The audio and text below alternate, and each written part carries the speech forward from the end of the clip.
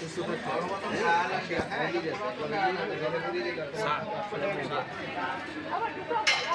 এই যে নেওয়ার পরে কেমন লাগবে ভ্যানাস লাইন, এই যে ভ্যানাসের চেম্বার আছে, চেম্বারে রাখলাম। তারপরে এটা আটারের জায়গায় রাখা হবে, মানে ওরা একটা ইয়ে দিয়ে রাখছে যাতে না ঘুরে। এর পরবর্তীতে আমরা আলাদা আলাদা করে তো নেওয়া ভালো।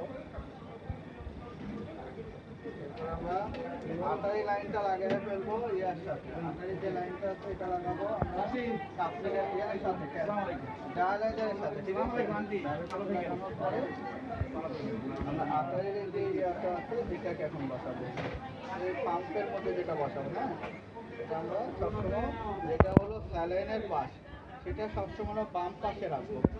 এই যে বাম পাশে দিলাম, এখানে বসানোর পরে এই যে ঘোরান দিকে সুন্দর এটা নিয়ে নেবে, কোনো কষ্ট নাই। এরপরে আমার এই দুটো লাইন আমি এখানে রাখলাম, আটারি লাগানো শেষ, ভ্যানাস লাগানো শেষ। আমরা এগুলো ক্লাম্প করে রাখবো, হ্যাঁ, যাতে করে স্যালাইন না উঠে আসে। ক্লাম্প করে দিলাম, এটা ক্লাম্প করবো আর এই ক্যাপটা খুলে ফেলবো। এরপরে স্যালাইন লাইনগুলো লাগাবো।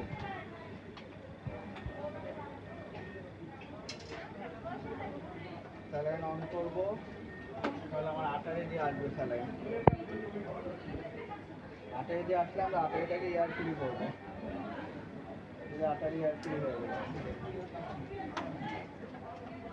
আটারি এয়ার ফ্রি হওয়ার পরে আমার মেশিন এখন ওয়াশ হচ্ছে, সেই অবস্থায় আমি প্রাইমে চাপ দেবো। সব মেশিনে একই সিস্টেম, প্রাইমে চাপ দেবো, দিয়ে আমি স্টার্ট আছে অনেকটাই, প্রাইমে স্টার্ট দিলে আমার এই যে মেশিন এখন ঘুরবে। আমি একটু পাম্পটা বাড়ায় দিয়ে ঘোরাবো, তার সাথে আমি আটারিটা এয়ার ফ্রি করে ফেলবো।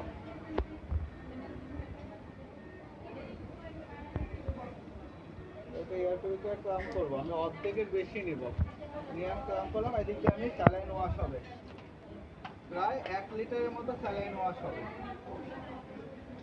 1 লিটার একটু বেশি আমরা করতে পারি। আমরা স্যালাইন ওয়াশ দিচ্ছি।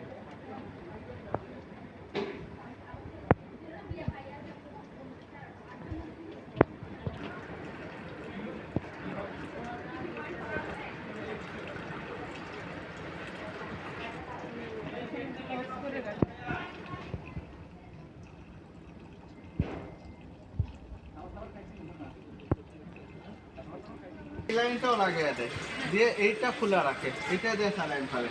তা আমরা এখানে যে স্যালাইন, এখন এটাতে শুধু শুধু এই কেমিক্যালের জানলা ছিল, সেটা আমরা আবার এই লাইনে আনার তোমার দরকার নেই। আমি এইভাবে করবো, ঠিক আছে। 2 মাথা লাগে অনেকে, এটা খুলে রাখে, এটা দিয়ে স্যালাইন ফেলে। ওই বালতিতে লাগিয়ে রাখে বা ধরে থাকে, কিন্তু আমরা ওইভাবে করি না। আমরা 1 লাইন লাগে, একই কথা, ওটা দিয়ে বললেও দেওয়া হবে, এটা দিয়েও তাই হবে।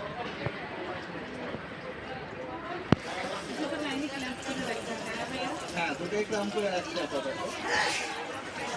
ব্যালেন্স এখন ক্লাম না করলে আমার কোনো কাজ নেই, কারণ ব্যালেন্স তাহলে আমি এদিকে এটা খালি খালি হয়ে যাবে, কোনোভাবে এটা ভরবে না।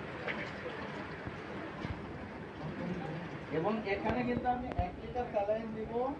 আমার কিন্তু এখানে দেখাচ্ছে কতটুকু স্যালাইন ওয়াশ হয়েছে, কতটুকু টাইম সময় আছে, সে আমাকে সব সঙ্গে দিয়ে দিচ্ছে।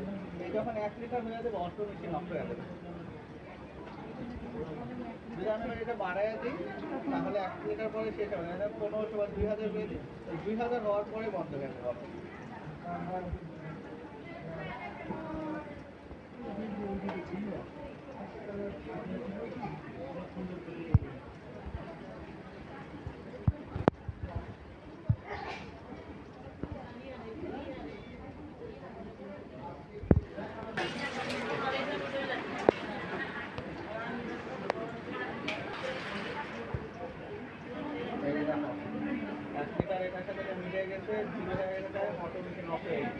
আমরা এখন ভ্যানাস লাইনটা লাগাবো, ভ্যানাসের যে লাইনটা আছে সেটা আমরা লাগিয়ে দিব।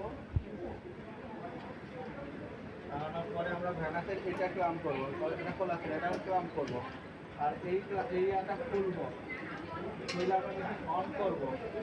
মেশিন অনের পরে আমরা এটাকে এই চেম্বারটা আমরা ধরবো, ভ্যানাসের চেম্বারটা আমরা ধরবো। ভ্যানাসের চেম্বার যখন ভরে যাবে, তখন আমরা এটা ক্লাম্প করে দেবো, এটা ছেড়ে দেবো, দিয়ে আমি ভ্যানাস দিয়ে আমি এয়ার তৈরি করবো, কারণ এটা যদি ইয়ার আছে। এই ইয়ারটা তৈরি হয়ে গেল, মেশিন অফ। অফ করার পরে 2 মাসে এক করে দেবো। 2 মাসে এক করলাম, ক্লামগুলো তুলে ফেললাম। ক্লাম না করলে তো তাহলে পাসিং হবে না। খোলার পরে মেশিন অন করে দিলাম। দেওয়ার পরে আমি ডায়ালারটা হাতে নিয়ে আমি ইচ্ছা করলে 2-1টা পানি দিলে ইয়ার থাকলে ওটা বের হয়ে যাবে। শেষ। এরপরে আমরা রেখে দিলাম। আমার সৌন্দর্যের জন্য এই লাইনগুলো একটু আটকে দিলাম লাইনে। আর হ্যাপারিন 1 ml হ্যাপারিনটা আমরা 10 ml করবো, ঠিক আছে? আমরা সাথে লাগাবো। এবার আমরা চাইনাও আমরা করতে পারি। আর আরেকটা পদ্ধতি আছে, মেশিনের কাছে নিয়ে মেশিনের ভিতরে লাগাবো, তারপর এটা খুলে দিব। এই যে যে দুর্বলতা আছে, এই যে হ্যাপারিন যেটা গেছে, এটাকে একটু চাপ দিয়ে ধরলে এদিক দিয়ে যাবে। এরপরে আমার মেশিন, এখন আমার মেশিন প্রিপারেশন, আমি ট্রায়াল থেকে বের হয়ে গেলাম, বেরে এখন মেশিনটা ওয়াশ হচ্ছে। টাইমিং শেষ, এখন মেশিন প্রাইমিংয়ের কাজ আমার কাজ শেষ, আমি এই জন্য এটাকে অফ করে এখানে আবার খুলে দেখাবো। এখন